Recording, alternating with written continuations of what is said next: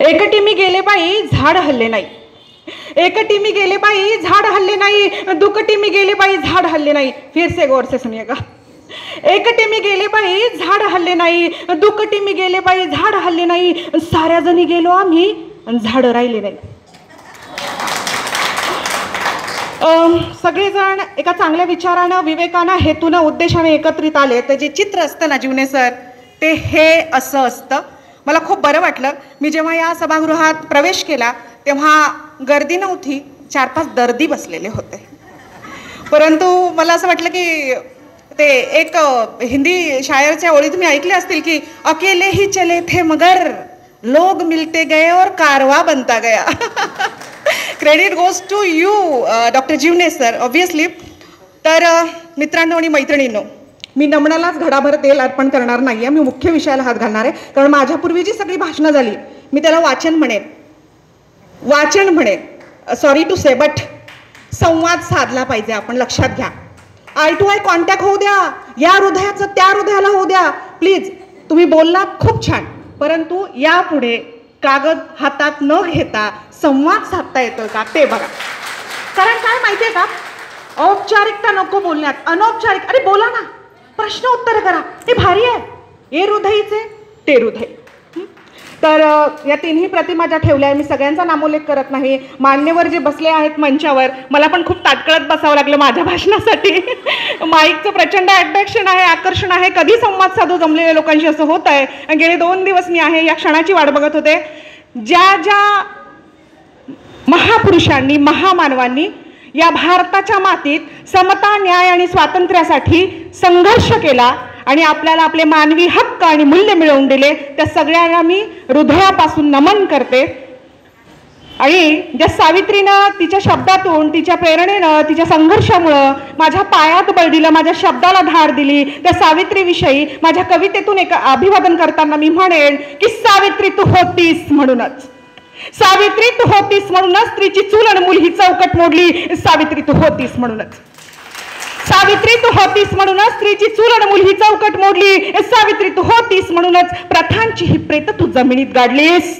सावित्री तू होतीस म्हणूनच, सावित्री तू होतीस म्हणूनच स्त्रीनं प्रत्येक लढाई आजपर्यंत जिंकली. सावित्री तू होतीस म्हणूनच, सावित्री तू होतीस म्हणूनच शिक्षणाची दारं खुली झाली आणि आज दगडांची ही फुलं झाली, आणि आज दगडांची ही फुलं झाली. अरे दगडच होतं की आपण? मला सांगा, कुठल्या निर्णय प्रक्रियेत होतात? तुमचं मत, भूमिका कधी विचारली गेली? अजिबातच नाही. म्हणून म्हणते की सावित्री तू होतीस म्हणूनच शिक्षणाची दारं खुली झाली, नाज दगडांची ही फुलं झाली. सावित्री किती अन काय ती रूप वर्णावी तुझी, सावित्री किती अन काय ती रूप वर्णावी तुझी. तू असशी अनंतात पण हृदयांतरी प्रतिमा तुझी. सावित्री तू दिसतेस मला, सावित्री तू दिसतेस मला माझ्या मनाच्या नभात. सावित्री तू भासतेस मला एक मंगल प्रभात. सावित्री, सावित्री तूच दामिनी, तूच स्वामिनी, तूच कांतान, तूच मानिनी, माऊली, तूच पण कधी वाघडे. पारतंत्र्यातील स्वातंत्र्यवादिनी, पारतंत्र्यातील स्वातंत्र्यवादिनी. सावित्री माईला प्रणाम करते आणि माझं अध्यक्षीय भाषण येत्या 20 मिनिटात संपवण्याचा, मग कारण दहशत मला पण आहे, मी अध्यक्ष असले तरी आदरणीय जीवने सरांची शिस्त मला माहिती आहे. गेल्या 2 दिवसापासून मी ऐकते आहे, अनुभवते आहे.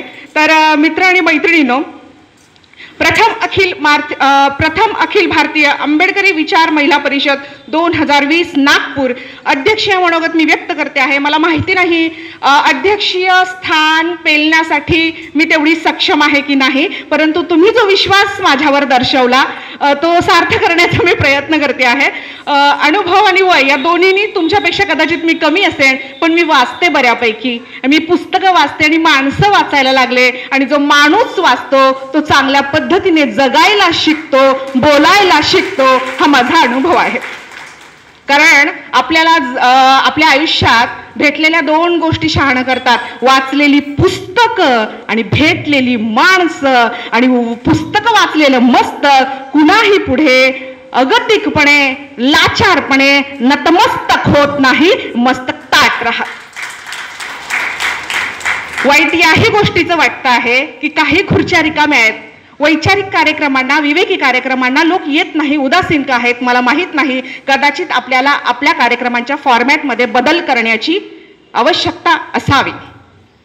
कारण मेसेज सगळे भाषणातून देण्यापेक्षा मला वाटतं एखादं हे प्रबोधन नाट्य ठेवलं, पथनाट्य असतात तशी, तसंही काही करता आलं, प्रयोगशीलता करता आली, शाहिरी कार्यक्रम ठेवता आले. कारण आपल्याला आपल्या भाषणांचं हे स्वरूप बदलावं लागेल, आपल्या कार्यक्रमांचं बदलावं लागेल, ही काळाची गरज आहे.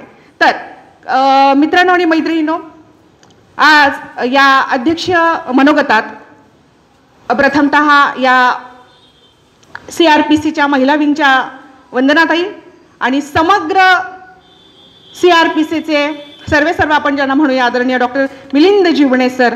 जीवने सर, सही बात है, सबको जीवन की राह दिखा रहे हो आप, इसलिए आपका नाम शायद जीवने रहा है. खूप छान आहे. नावात दडलं काय शेक्सपियर म्हणतो, पण खरोखर नावाकडे आपण सजगपणे पाहायला पाहिजे. मी इथे जे बोलणार आहे ते एक ठराविक मुद्दे घेते, जे माझ्या आधीच्या भाषणांमधून बोलले त्याची पुनरावृत्ती होऊ नये म्हणून मी प्रयत्न करते. इथली जी व्यवस्था आहे ना, आपली समाज व्यवस्था आहे, आपली जी भारतीय व्यवस्था आहे, त्या व्यवस्थेमध्ये बाई म्हणजे गुंगी गुडिया असं समजलं गेलं आणि तिने तसंच राहावं. मला गंमत या गोष्टीची वाटते, जे छातीठोकपणे म्हणतात महिला सबल झाली पाहिजे, महिला सक्षम झाली पाहिजे, ते मात्र घरातल्या महिलांवर इतके निर्बंध लादतात, इतकी बंधनं लादतात. हे चित्र बदललं पाहिजे. आणि मी म्हणते अशा महिलांच्या कार्यक्रमाला पुरुषांची संख्या अधिक पाहिजे. यांना ऐकवण्याची गरज नाहीये, त्यांना ऐकवण्याची जास्त गरज आहे. हो यार, बघा, शोषणही आमचंच होतंय, आम्हालाच भाषणं ऐकवतायत. आम्ही त्यांना घरी जाऊन सांगायचं तर ते ऐकणार नाहीयेत. मग इथे पुरुष जास्त पाहिजे का? मी तर म्हणते महिला व्यक्ती असेल ना तर पुरुष अधिक पाहिजे. शाब्दिकता होण्या कान पकडता येतात, आपण कुठे ते करता येतं त्यांना. आणि काय सगळे सर्च करतात गुगलवर, आपल्या आज सर्च करायचं खूपदा राहून जातो मी कुठे आहे. गालिबचा खूप सुंदर शेर आहे, आपण इतरांना सल्ले देण्यात प्रचंड पटईत आहोत. बाबासाहेबांनी काय केलं, बाबासाहेबांनी स्वतःपासून सुरुवात केली. मला ते अनाकलनीय कोडं वाटतं की एवढा एक माणूस एवढी सगळी व्यवस्था कशी उलटून टाकू शकतो. मला नाही, काल आम्ही दीक्षाभूमीवर गेलो होतो, ममताताई, मी, संजीवनीताई आणि किरणताई, श्री वरठे पण होते, आयुष्यमान वरठे सर होते, एकमेव पुरुष आमच्याबरोबर होता आणि चांगली साथ सोबत दिली त्यांनी. मला वाटतं हे महिला सबलीकरणाचं उत्तम उदाहरण असावं काय ममताताई. तर तिथे गेलो होतो ना, माझ्या डोळ्यात टचकन पाणी आलं. म्हटलं काय अनाकलनीय कोड आहे हो बाबासाहेब. म्हणजे आपल्या हातात सगळं मीडिया आहे, माध्यम आहेत, लेखणी आहे, शिकलोय आपण, आपल्या नावाच्या पुढे डिग्र्यांचं शेपूट आहे खूप मोठं. काय केलं हो तुम्ही, केलं काय तुम्ही? तो एक माणूस इतिहास बदलून टाकतो. अरे काय अनाकलनीय कोड आहे. मी जेव्हा सुन्न होते, जेव्हा मी बाबासाहेब वाचते तेव्हा मला सुन्न व्हायला होतं. अरे काय प्रकारची बुद्धिमत्ता आहे, काय युगंधर होता, महामानव होता. ज्योतिबा आणि सावित्री जेव्हा वाचते तेव्हा पण वाटतं अरे ह्या दोघांमध्ये काय बरं, चमत्कारांवर आपले विश्वास कधीच नव्हते आणि नाही, मानवी प्रज्ञेवर आपले विश्वास आहेत. प्रज्ञा, शील आणि करुणा हे तीनही यांच्यामध्ये ठासून भरलं होतं. आपण घेतलं का यांच्याकडून? प्रश्न मोठा पडतो मला. काय घेतलं आपण सोयीने SC संवर्गात जातो, जिथे सवलती घ्यायच्या आहेत तिथं बाबासाहेबांचा फोटो घरात लावायला लाज वाटते आपल्याला. 4 लोकांमध्ये जय भीम बोलायला लाज वाटते. मी या मंचावरून सांगते, जय भीम हा आपल्या यशाचा पासवर्ड आहे, पासवर्ड. आणि ज्यांना जय भीम बोलायची लाज वाटते ना, त्यांनी कुठल्या सोयी सवलती घेऊ नये. आणि मी काय म्हणते, एका विशिष्ट समूहाबद्दल केलंय का काम त्यांनी? अरे हिंदू कोड बिल काय फक्त मागासवर्गीय महिलांसाठी केलं होतं का? समग्र महिला जातीसाठी केलं होतं. मला वाईट या गोष्टीचं वाटतं की पत्रिकामध्ये 2 नावं आहेत जी ह्या समूहातली नाहीत. ह्या महिला का आल्या नाही, थोडंसं मला विचारशील झाले आहे. मी याची कारण मीमांसा केली पाहिजे. म्हणजे काय, कुठल्या आडी आहात का तुमच्या मनात? कुठल्या चष्म्याने पाहता तुम्ही महापुरुषांकडे? अरे एका समूहासाठी काम केलेलंच नाहीये या लोकांनी. म्हणजे मजूर मंत्री असतानाचा एक छोटासा किस्सा मी सांगते बाबासाहेबांविषयी. मजूर मंत्री असताना बाबासाहेब खाण कामगार जिथे काम करतात तिथे गेले. 400 फूट खोल खाणीत त्या ट्रॉलीत बसून कामगार जात होता, मलबा त्यात टाकला जात होता, मलबा तसाच ट्रॉलीत वरती यायचा, कामगार वरती यायचा तो मलबा भरून. बाबासाहेबांनी पाहिलं तिथं कोणता मंत्री आहे कामाच्या ठिकाणी जाईल, बाबासाहेब तिथे गेले. बाबासाहेबांनी पाहिलं एक गर्भा स्त्री 8वा महिना भरत आलेला आहे तिचा, ती त्या ट्रॉलीत बसते, त्या 400 फूट खोल खाणीत जाते. तिच्याकडे 2 जीव आहेत, पोटात एक आहे, गर्भात एक, आणि तिचा तिच्या स्वतःला घेण्या इतकाही प्राणवायू त्या आजूबाजूला नाही. त्या पोटातल्या गर्भाला तिनं काय दिलं असतं बघा. परिवर्तन कसं घडतं, स्वतःपासून सुरुवात कशी करता येते. बाबासाहेब त्या ट्रॉलीत बसले, 400 फूट खोल गेले आणि वरती आले. तेव्हा त्यांना कळलं की जसं जसं खाली आपण जातो तसं तसं ऑक्सिजन कमी होत जातोय. मॅटर्निटी लिव्हची निर्मिती केली मजूर मंत्री असताना. कोणासाठी केली? अरे सगळ्यांसाठी केले. लाभ घ्यायला सगळे पुढे. आणि वास्तव सत्य मान्य करणं तुम्हाला जमत नाही, पचत नाही. फार वाईट परिस्थिती. खूप मुद्द्यांना मला स्पर्श करायचा होता, वेळेची आपल्याकडे आहे कमी. तर ह्या सगळ्या गोष्टी आहे. हिंदू कोडविल काय आहे समजून घ्या. बापाशी भांडायला जातो आपण ना, संपत्तीत वाटा दे म्हणून. सगळ्याच जात असतील, नाही सोडून देतात. आपल्या हक्काची जाणीव आपल्याला प्रकर्षाने व्हायला लागली आहे. आपण तिथे संविधान वापरतो, आपण तिथे नियम वापरतो, आपण तिथे कलम वापरतो, आपण तिथे कायदे वापरतो.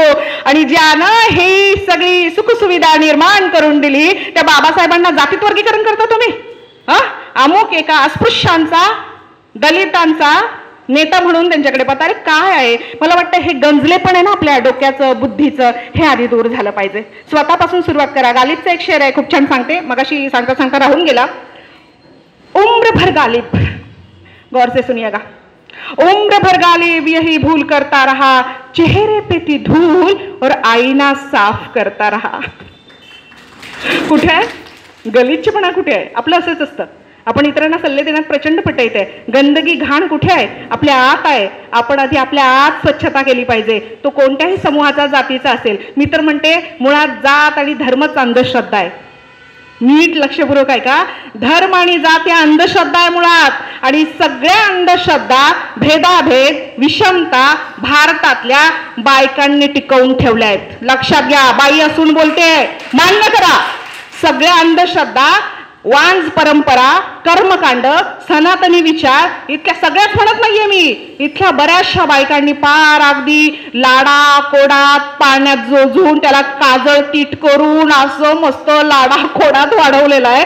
आपल्याला इथल्या सगळ्या जुनाट रूढी आणि परंपरांचं नवीन दृष्टिकोनाने, बुद्धिप्रामाण्यवादाने काय करावं लागेल, त्याचे डिसेक्शन करावं लागणार आहे. कारण मीमांसा करावी लागणार आहे. का पाळतो आम्ही हा वांज परंपरा. काही शास्त्रीय आधार आहे का त्याच्या मागे, सायंटिफिक रिझन आहे का त्याच्या मागे, काही लॉजिक आहे का, तर्कसंगतता आहे का. आणि तेव्हा आपण त्या गोष्टी स्वीकारल्या पाहिजे. मैत्रिणींनो, सांगण्यासारख्या गोष्टी खूप आहे.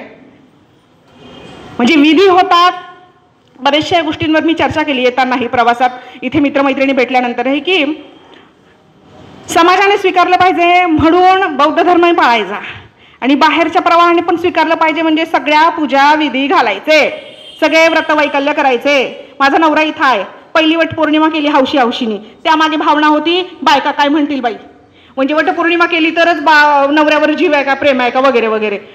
मी म्हटलं काय मला तर वटपौर्णिमेची गरज नाही. माझ्या नवऱ्याला म्हटलं बाबा तुझी काळजी घेईल, 2 वेळेस तुला व्यवस्थित जेवण खाऊ घालेल, तीच माझी वटपौर्णिमा आहे. काल कुठल्या पूजा करताय तुम्ही, म्हणजे पार सजून बिजून जायचं ना आल्यानंतर खसाखस नवऱ्याशी भांडायचं, हे कुठलं काय असतं. मला नाही वाटत की अशा कुठल्या तरी वांज परंपरा आपण मोठ्या प्रवाहाच्या बरोबर मला त्या समाजाने स्वीकारावं, समाज मान्यता सेट करावं. प्रत्येकाला बुद्धी दिली आहे, तिचा वापर करावा. कारण बाबासाहेब म्हणतात शिक्षण हे वाघिणीचं दूध आहे आणि ते प्राशन केलेली व्यक्ती गुरगुरल्याशिवाय राहणार नाही. बघा इथल्या समाजानं, उच्चवर्णीयानं एक षडयंत्र युगनयुग वर्षानुवर्ष तुमच्या विरोधात रचलं आणि ते यशस्वी केलं. इथल्या महिलांना आणि बहुजनांना शिक्षित होऊ दिलं नाही. आणि काय अवया उठवल्या, अफवा उठवल्या, काय भ्रम निर्माण केले. आपल्या भारतामध्ये सगळ्यात जास्त पीक कसलं येत असेल ना, कसलं पीक येतं, गहू बाजरी, अफवा. सगळ्यात जास्त पीक आपल्या भारतामध्ये कसलं येत असेल तर ते अफवांचं येतं. तर मित्रांनो, बाई शिक्षित झाली, बहुजन शिक्षित झाले तर काय होईल, पृथ्वीचा कोप, देवाचा कोप, पृथ्वीचा नाश, महाप्रलय सगळं नष्ट होईल. अरे शिकलो की आम्ही बोलतोय तडातडा, इथं सगळ्या गोष्टी जागच्या जागेवर आहेत. मग भीती कसली होती. इथल्या त्या व्यवस्थेला, सनातनी व्यवस्थेला बाईनं प्रश्न विचारण्याची प्रचंड भीती वाटत आली आहे प्रत्येक वेळी. परिघाच्या गावकुसाबाहेरील समाजाने संस्कृत व्हावं, सुसंस्कृत व्हावं, सुशिक्षित व्हावं आणि आपल्याला प्रश्न विचारावे हे कधीच त्यांना रुचणार आणि पचणार नव्हतं. म्हणून त्यांना ठेवलं काळ्या काळ्या अज्ञानाच्या खोल खोल गर्तेत, खिचत पचत सडत. तिथून आम्ही आलो बाहेर आणि प्रश्न विचारायला लागलो या व्यवस्थेला. आम्हाला कळालं आमचा जो खांदा आहे, या खांद्यावर डोकं आहे आणि या डोक्यात मेंदू नावाचा एक पदार्थ असतो आणि तो वापरायचा असतो विचार करायला. आम्ही तो वापरायला लागलो आणि मग मग आणखी षडयंत्र तयार झाली. कारण आम्हाला आमच्या अस्मितेची जाणीव झाली, आम्हाला आमचा आत्मसन्मान कळाला. म्हणून बाबासाहेब म्हणतात की शिका, संघटित व्हा आणि संघर्ष करा. या पैलूची दुसरी पण बाजू मी इथं मांडणार आहे. हो शिकलो आम्ही. 70% बहुजन वर्गातले अजूनही प्रगतीपासून कोसो दूर आहे. कारण 30% लोक शिकले पण त्यांनी त्या 70% लोकांना हातच दिलेला नाहीये. ते त्यांच्या विश्वात मशगूल आहेत. त्यांना नाही वाटत जबाबदारी घ्यावी म्हणून बाबासाहेबांचा हा विचार नेताना पुढे. बाबासाहेब म्हणाले होते, मी या समाजाच्या विकासाचा अभ्युदयाचा रथ इथपर्यंत आणलाय, पुढे नेता आला तर बघा, परंतु मागे मात्र नेऊ नका. आणि मी सर्च करते तेव्हा मला प्रचंड वाईट वाटतं आणि म्हणून पायाला भिरी माधून प्रतिभा जाधव फिरत राहते, बोलत राहते. बोललं पाहिजे, आपण बोललाच पाहिजे. इथल्या व्यवस्थेला बोलणारी बाई कधीच आवडलेली नाहीये. रवींद्र कुंवर खूप छान म्हणतात, तुमच्या घरातलं उदाहरण घ्या ना, मी दूर नाही जात, मी कोसो वर्षांपासून म्हणजे खूप युगानुयुगांपासून जी व्यवस्था आहे तीही थोड्याफार पद्धतीने बदलली असेल, आंतरिक मात्र तेच आहे सगळं. कुचकेपण, नासकेपण आपण बाह्यांगाने बदललो. रवींद्र कुंवर खूप छान म्हणतात, 2 ओळीमध्येच खूप मोठा आशय ते व्यक्त करतात. ते म्हणतात, इथल्या समाजाला कशी बाई आवडते, औरतें बहुत अच्छी होती है, औरतें बहुत अच्छी होती है जब वो हाँ में हाँ मिलाती है, औरतें बहुत अच्छी होती है जब वो हाँ में हाँ मिलाती है, औरतें बहुत बुरी होती है जब वो सोचने लगती है, समझने लगती है और खड़ा होके बोलने लगती है. बोलणारी बाई आम्हाला आवडत नाही, भूमिका असलेली बाई आम्हाला आवडत नाही, मत मांडणारी बाई आम्हाला आवडत नाही आणि तिचं मत अंमलात यावं यासाठी आग्रही असणारी बाई आम्हाला आवडत नाही. मैत्रिणी लक्षात घ्या, आम्ही बाह्यांगाने बदललो, आम्ही ब्रँडेड कपडे वापरतो, आम्ही मोबाईलचे हँडसेट मंथली बदलतो, 15 दिवसांनी बदलतो, त्यात कितीतरी जीबीचे कार्ड कोंबतो, त्याच्यात कितीतरी जीबीचा डाटा कोंबतो, पण आमचे मेंदू अजून तेच आहेत, नासक्या कुसक्या विचाराचे, जे फार पूर्वी होते सनातनी प्रकारचे. लढावं लागतं आम्हाला, आजही बाहेर पडायला लढावं लागतं. आणि मी म्हणते बायकांनी पण या मानसिक गुलामगिरीतून बाहेर आलं पाहिजे ना हो. बाया मानसिक गुलामगिरीतून बाहेर यायलाच तयार नाहीयेत. ते सगळं कवटाळून ठेवलंय, भीती, समाजाची भीती. कोण आहे समाज? अरे तुमच्यासारखे 4 लोक मिळून समाज तयार होतो. मारा की लात, या की बंधनं सगळी बाहेर तोडून बोलायला लागा, वाचायला लागा, शिकायला लागा, संवाद साधा संवाद. पण आपण काय झालंय, ह्या तंत्रज्ञानाच्या युगात ह्या खोकड्यामध्ये इतके प्रचंड अडकलेलो आहोत, आपण संवाद साधणं विसरून गेलोय. संवाद साधला गेला पाहिजे, प्रश्न कळाले पाहिजे, समस्या कळायला पाहिजे, त्याची उकल शोधली पाहिजे. खूप प्रश्नचिन्ह अजून तसेच आहेत आपल्या आयुष्यात, लक्षात घ्या. आणि पुढची पिढी आपल्याला ब्लेम करणार आहे. पुढची पिढी आपल्याला दोषी त्या कटगरा असतो ना, तो आरोपीला उभा करतात. येणारी पिढी, आता तुम्ही जर अन्यायाविरोधात लढला नाही, आवाज दिला नाही, मोर्चे आंदोलन केले नाही, वैचारिक संविधानिक तुम्ही लढा जर दिला नाही, तर तुम्हाला पुढची पिढी जाब विचारेल. एक अनुवादित कविता आहे, तुम्हाला सांगते काय होईल. ए दादा बोलतो का? त्याला बोलायचं तुला नाही, नंतर बोल. तर एक अनुवादित कविता आहे. पिढी तुम्हाला काय विचारेल पुढची. वे तुमसे ये नहीं पूछेंगे मौसम कब बदला था, वे तुमसे ये नहीं पूछेंगे मौसम कब बदला था, वे तुमसे ये भी नहीं पूछेंगे बच्चे कब खेले थे नदिया के पार, वे तुमसे ये भी नहीं पूछेंगे आपकी पत्नी महकती हुई कब आई थी आपके जीवन में, वे तुमसे ये पूछेंगे आप तब चुप क्यों थे, आप तब चुप क्यों थे. बोललं पाहिजे मित्रांनो, बोललं पाहिजे. योग्य ठिकाणी योग्य वेळी संविधानाच्या चौकटीत राहून बोललं पाहिजे. कारण आपण अशा कार्यक्रमांच्या माध्यमातून संविधान आणि लोकशाही अबाधित ठेवण्यासाठी प्रयत्नशील आहोत. मला एक असंही वाटतं, सातत्याने इतरांवर टीका करण्यापेक्षा माझ्या बहुजन वर्गाने पण संविधान कितपत वाचलंय. आमचे पोरं एवढे केस वाढले, कानात काहीतरी घातलंय, वरचं बटन उघडय आणि म्हणतात ए संविधान माझ्या बापाने लिहिलंय, बापानं. अरे तुझ्या बापाने लिहिलंय ते वाचलंस का तू? ही परिस्थिती आहे. मी ग्रामीण भागात शिकवते, मी ग्रामीण भागात प्राध्यापिका आहे. मी हे पाहते सातत्याने, महाराष्ट्रभर किंवा देशाच्या बाहेर जरी गेले असेल ना, तर कंपॅरिझन मी जेव्हा करते ना, तेव्हा नाही बहुजन वर्गातली मुलं अजूनही सर्व नाही, 100% नाही आपल्याला गृहीत, तर 70%, 80%, 100% करण्याचा आपला प्रयत्न आहे. परंतु मला वाटतं शिक्षित होतोय आपण, पण त्या शिक्षितच्या पुढे सू लागत नाहीये, सुशिक्षित. बरोबर गेडाम साहेब? संस्कृत, सुसंस्कृत. संस्कृती जपतोय पण आपण सुसंस्कृत आहोत का? कुठली संस्कृती जपतोय आपण? काळाप्रमाणे सगळ्या गोष्टी बदलल्या, परंतु तुमचे मेंदू बदललेला आहे, तुमची मानसिकता अपडेट झालेली नाही. खूप वाईट आहे.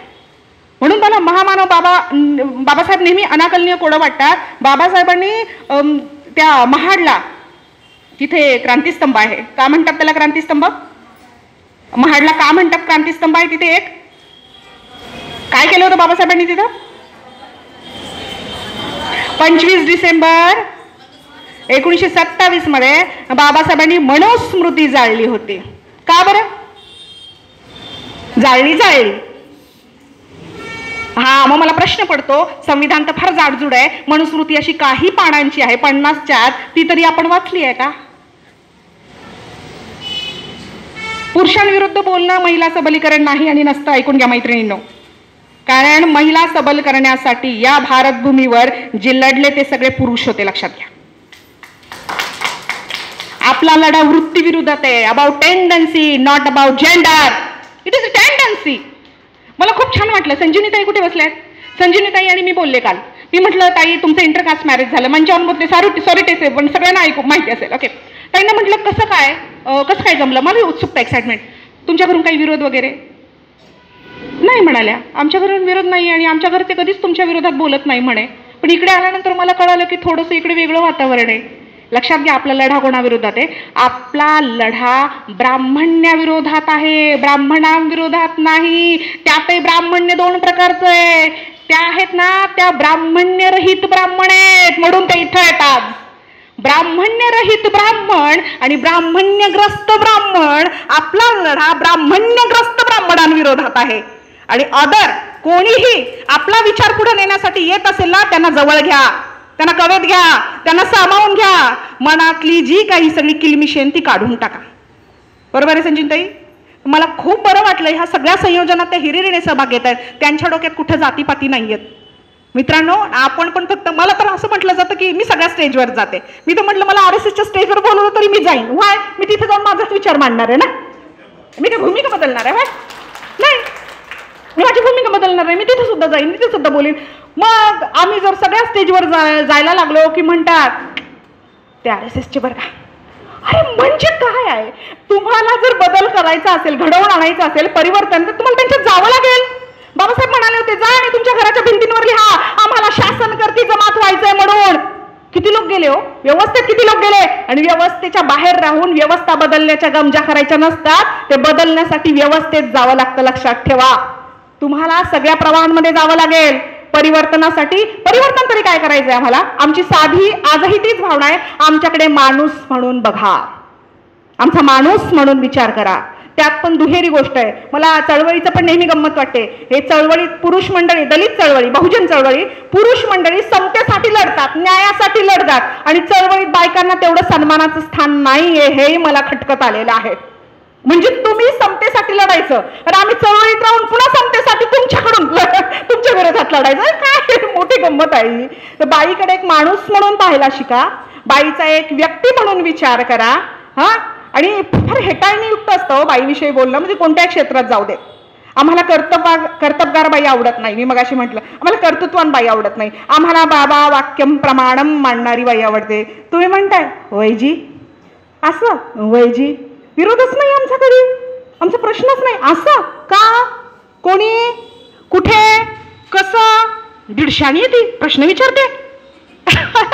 आपल्याकडे शिक्के टाकून शिक्के मारून मोकळे होतात लोक. 150 350 आगाऊ आहे, अशीच आहे, तशीच आहे वगैरे. तर नाही मित्रांनो, मैत्रिणींनो, प्रत्येकाचा एक माणूस म्हणून विचार करायला शिका. मी पुन्हा मागच्या मुद्द्यावर येते. मला माहिती आहे साधारण मला 5 मिनिटात आटोपतं घ्यायचं आहे. तर नाही सर, पोटावर अन्याय नाही करू शकत मी लोकांच्या.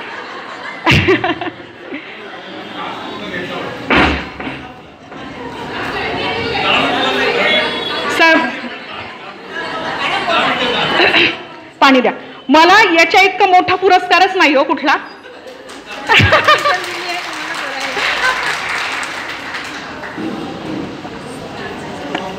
आदरणीय गेडाम सरांच्या शब्दाचा मान ठेवते आणि तरी पण त्यांची रेशो आहेच.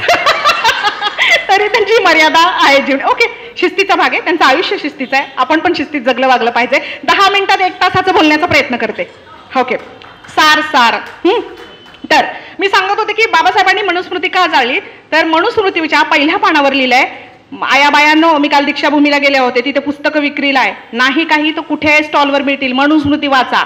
का जाळली, तुमच्याविषयी काय लिहिलंय त्याच्यात? होय, तुमच्याविषयीच लिहिलंय, भयंकर लिहिलंय. त्याच्या पहिल्या पानावर लिहिलं आहे यत्र नार्यस्तु पूजन्ते रमन्ते तत्र देवतः. संस्कृतमध्ये लिहिलंय. देववाणी, जी देववाणी शिकण्याची, संस्कृत शिकण्याची बाबासाहेबांना पण परवानगी दिली नव्हती. बाबासाहेबांचं स्वप्न अपूर्ण राहिलं. ते संस्कृत शिकायचं होतं बाबासाहेबांना, त्याच्यात पदव्युत्तर पदवी घ्यायची होती. नाही, त्या व्यवस्थेने दिलं नाही त्यांना ती परवानगी. भाषा शिकण्याची पण परवानगी दिली नाही. म्हणजे विचार करा काय भयंकर असेल परिस्थिती. तर यत्र नार्यस्तु पूजन्ते रमन्ते तत्र देवतः. काय होतं याचा अर्थ? जुनी जाणती माणसं बसली तिथं, सांगा, गालातल्या गालात हसू नका. यत्र रमन, जिथे बाईचा आदर सन्मान केला जातो तिथं देवही वास करतात. बघा बरं का, जसा शब्दभेद आणि बुद्धिभेद केला जातो. याच मनुस्मृतीच्या शेवटच्या पानावर लिहिलंय. काय लिहिलंय? न स्त्री स्वातंत्र्यमर्हति. स्त्री ही स्वातंत्र्य देण्याच्या लायकीची नाही, पात्रतेची नाही, अर्हतेची नाही. म्हणजे काय? अरे तुम्हीच संभ्रमित आहे, तुम्हीच संभ्रमित आहे, तुमचीच परिस्थिती संदिग्ध आहे. नेमकं काय काय म्हणून पाहता तुम्ही बाईकडे? आणि जे मधल्या भागात लिहिले ना, ते तर आणखी भयंकर आहे. ते वाचा. म्हणून महात्मा फुले म्हणाले होते, एक वेळी असा महामानव या भारत भूमीवर जन्माला येईल, दिवसा ढवळ्या ही मनुस्मृती जाळेल. आणि बाबासाहेबांनी ती महाडला जाळली 25 डिसेंबर 1927. आणखी एक मी काही गोष्टी क्लिअर करते. आपण पण जहाल आंबेडकरवादी व्हायचं नाही. जहाल आंबेडकरवादी म्हणजे या स्टेजवर जाऊ नका, त्या स्टेजवर जाऊ नका. आंबेडकरवादाची संकल्पनाच डोक्यात आपल्या चुकीची. आंबेडकरवाद म्हणजे एका जाती धर्माशी बांधलेला नाही. आंबेडकरवाद इज इक्वल मानवतावाद. आंबेडकरवाद म्हणजे मानवतावाद आहे. शाहू फुले आंबेडकरांनी जी विचारसरणी दिली ना, तो म्हणजे आंबेडकरवाद आहे. न्याय, समता, स्वातंत्र्य, बंधुता. तुमच्या बेसिक गरजा काय? मूलभूत गरजा, अधिकार, हक्क माहिती आहे तुम्हाला? त्याच्यासाठी तर फार लढतो आम्ही, हक्काधिकारांसाठी. कर्तव्याची कोणाला पडली आहे? हक्क काय? अधिकार तुमचे मूलभूत: अन्न, वस्त्र, निवारा, आरोग्य, 5वं शिक्षण आणि रोजगार. मिळतो आहे का? सद्यस्थिती तर प्रचंड वाईट आहे. काय चाललंय? कितीतरी नियम बदलले, कितीतरी कलम बदलले. दिवसा ढवळ्या जे गोळी मारतात ते तसेच मोकार आहेत. आणि आमच्या ग्रंथालयात पुस्तकं जरी सापडली माओवादाची, तरी आम्ही सलाखों के पीछे. भयावह वातावरण आहे मित्रमैत्रिणींनो आपल्या हक्काप्रती, अधिकाराप्रती. म्हणून म्हणते की पुढची पिढी आपल्याला जाब विचारेल एका वेळी, तुम्ही काय केलं? जेवढं काही मिळवलं होतं सगळं डबघाईस आणलं तुम्ही. आमचे अधिकार, आमचे हक्क, आमची जगण्याची उर्मी, आमची ऊर्जा, सगळं काही. त्यामुळे आपण अभिसरणाच्या काळात आहोत. आपण अभिसरणाच्या काळात आहोत. बरं, आपण असं आहोत ना, सांधा असतो ना, साधनं, अशा एका काळात आहोत की आधीचा काळ, मधला काळ आणि नंतरचा काळ. आपण ह्या मधल्या काळात आहोत. आधीच्या गोष्टी आपल्याला जतन केल्या पाहिजे, मानवी हक्काविषयीच्या ज्या आहेत त्या. इतकं भयंकर वातावरण आहे. या भयंकर वातावरणाकडे आपण गांभीर्याने पाहायला पाहिजे. हा काळ प्रचंड आव्हानात्मक आहे. खूप आव्हानं आहेत, खूप चॅलेंजेस आहे. आला दिवस असा जातच नाही की सुखाने गेलाय. कुठली तरी गोष्ट आदळत राहते कानावर. महिला अत्याचाराच्या बातम्या ऐकता तुम्ही? महिला अत्याचाराच्या बातम्या ऐकतात. बरं, हा मीडिया, प्रसारमाध्यम पण काही प्रकारचा भेद करतं का हो या बातम्या दाखवताना? प्रचंड जाणवायला लागले हल्ली. म्हणजे हिंगणघाटची घटना होते, कोपर्डीची घटना होते, खैरलांजीची घटना होते, सिल्लोडला जालन्यात पण ती मातंग स्त्री जाळली जाते. बघा, बाईच आहे ना ती शेवटी, जे अत्याचार होतो तिच्यावर. पण आमच्या अस्मिता आणि भावना पण कशा सोयीने दुखावल्या जातात बघा. आम्ही आधी रिसर्च करतो, कोणत्या बाईवर अत्याचार झालाय, आधी तिची जात शोधतो. ती हिमा दास गोल्ड मेडल जिंकली. काय शोधलं असेल लोकांनी? काय म्हणजे काय मूर्खपणा म्हणूया आपण याला, किती सडका कुचकापणा म्हणूया मेंढीचा. हिमा दासला अभिनंदन करण्यापूर्वी, शुभेच्छा देण्यापूर्वी आधी जाणून घेऊ ती कोणत्या जातीची आहे. आधी हिमा दासची मॅक्झिमम त्या दिवशी काय शोधली गेली? जात शोधली गेली. ती आपली असेल तर आपण अभिनंदन करायचं, आणि ती तुपली असेल तर जाऊ दे तुडत. इतकं भयंकर वातावरण आहे. मग महिला, त्याच्या शेवटी ती महिला आहे, बाई एक जिवंत जीव आहे, जो जाळला गेला, मारला गेला, काय असेल ते. पण आम्ही आधी रिसर्च करतो, कोण होती ती, मग ठरवतो भावना भडकू द्यायच्या की नाही, रस्त्यावर उतरायचं की नाही, मोर्चे काढायची की नाही, आपल्या अस्मिता दुखावल्या जाव्यात की नाही. इतकं सगळं सोयीचं चाललंय. खूप वाईट आहे. बाई शेवटी बाई आहे. मैत्रिणींनो आणि मित्रांनो, आपण माणूस हाच एक जात मानूया आणि हाच एक धर्म मानूया. म्हणून बाबासाहेबांनी लिहिलं होतं, संविधानात लिहिलंय ना, पहिली ओळ आहे प्रास्ताविकेत, वी द पीपल, आम्ही भारताचे लोक. आणि काय छान आहे त्यात एक वाक्य, मी तर म्हणते काळजात करून ठेवावं, we are firstly Indian, we are lastly Indian. आम्ही आधीही भारतीय आहोत, आम्ही शेवटी भारतीय आहोत. आणि सगळा काही जो गोंधळ निर्माण चाललाय, अराजकता, असुरक्षितता निर्माण झाली आहे ना, यामधल्या काळात जे काही डिवायडेशन, वर्गीकरण होत आहे ना, अमक्या जातीचा तमक्या जातीचा, त्यात वेगवेगळे पंथ आहे, हा सगळा घोटाळा ह्या मधल्या ज्या फेजमध्ये जे आपण वर्गीकरण केलंय त्यात होतोय. म्हणून मी म्हणते, सुरुवात जर इंडियन म्हणून झाली आहे, भारतीय म्हणून झाली आहे, तर आपला पूर्ण आयुष्याचा काळ इंडियन म्हणूनच व्यतीत करावा. आणि बाबासाहेबांनी लिहिलेलं फायनली इंडियन, अखेरही मी इंडियन आहे, शेवटी मी इंडियन आहे, भारतीय आहे, याच्याने आपल्या आयुष्याची काय व्हावी, सांगता व्हावी. पण आपल्याला हे अजून आपण स्वीकारलं नाहीये, आपल्याला रुचत नाहीये, पचत नाहीये. सगळ्या प्रकारच्या काळात एकच विचार आहे जो आपल्याला तारून नेऊ शकतो. तो कोणता? तथागतांनी सांगितलेला तारक विचार. तथागतांनी जर सांगितलंय, आपले पंतप्रधान बाहेर जातात तेव्हा त्यांना बुद्धच सांगावं लागतो, त्यांना गांधी सांगावे लागतात. आम्ही देशाच्या बाहेर जातो तेव्हा आम्हाला बुद्ध आणि गांधी सांगावे लागतात. आणि आम्ही जेव्हा देशात राहतो तेव्हा आम्ही जातीय आणि धार्मिक सगळ्या धुमचक्री तिथल्या तरुणांना अडकवून ठेवतो. हे खूप भयावह आहे, हे प्रचंड भयावह आहे. मला कल्पना आहे, मी विचार करून बोलते. तुम्हीही डोळस असाल. बातमी मागे बातमी असते, दाखवली एक जाते, असते वेगळी. सत्यापर्यंत जाण्याचा प्रयत्न आपण केला पाहिजे. बातमी मागे काय दडलंय, सत्सद विवेक बुद्धी जागृत ठेवा. हल्ली ते इतकं भयंकर वेड आहे ना, तुम्हाला चौका चौकात पोरं असे खांद्यावर झेंडे वेगवेगळ्या रंगाचे घेऊन दिसतील. माहित नाही कोण आहे नेता पुढं. त्याने खून केले, त्याने हत्या केल्या, की त्याने बलात्कार केले. विजय असो. आणि ती माथी भडकवण्यासाठी जात आणि धर्म वापरले जातात. लक्षात घ्या. तरुण पोरांचा विवेक जागृत करणं गरजेचं आहे. आई म्हणून संस्काराच्या बाबतीत आईची जबाबदारी प्रचंड मोठी आहे. कारण अधिकाधिक मूल आईच्या सानिध्यात राहतं. तर आपल्या मुलांमध्ये विवेक आणि विचार जागृत झाला पाहिजे. लक्षात घ्या.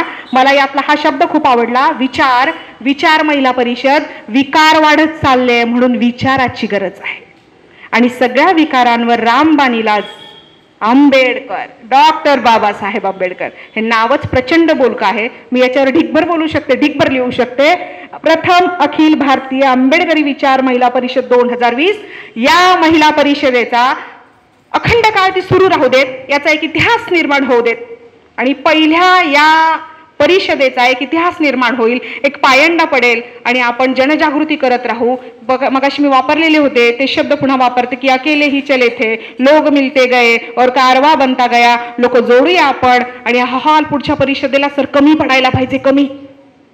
एवढी आपण लोकांपर्यंत पोहोचलं पाहिजे, लोकांपर्यंत पोहोचले पाहिजे. अहम आणि इगो बाजूला ठेवले पाहिजे. मला वाईट या गोष्टीचं वाटतं, बहुजन वर्गांमध्ये जी काही गटतट आहेत ना, अरे त्यांना तेच हवंय, त्यांना तेच हवंय.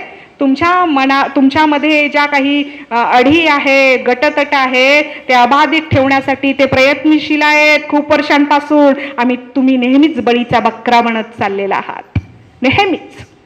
तर आपल्याला संघटनाची प्रचंड गरज आहे. आपल्याला म्हणजे पुन्हा सांगते, फक्त मी बहुजन वर्गाविषयी बोलत नाही. ज्यांचे मेंदू शाबूत आहेत त्यांनी आलं पाहिजे या झेंड्याखाली, मानवतावादाच्या, आंबेडकरवादाच्या झेंड्याखाली. जाता जाता पुन्हा एकदा 4 ओळींनी सांगता करते.